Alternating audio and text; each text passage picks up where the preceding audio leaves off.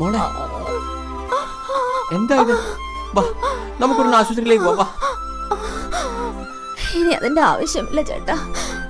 വിവാഹം കഴിഞ്ഞ് ഒരു 10 ദിവസമേ ആയുള്ളൂ. ചേട്ടൻ എനിക്ക് ആയുസ്സിന്റെ സ്നേഹവും സന്തോഷവും തന്നു. നന്ദി. നിനക്കൊന്നും വരില്ല. നന്ദി. വാ വാ രേഖ രേഖ.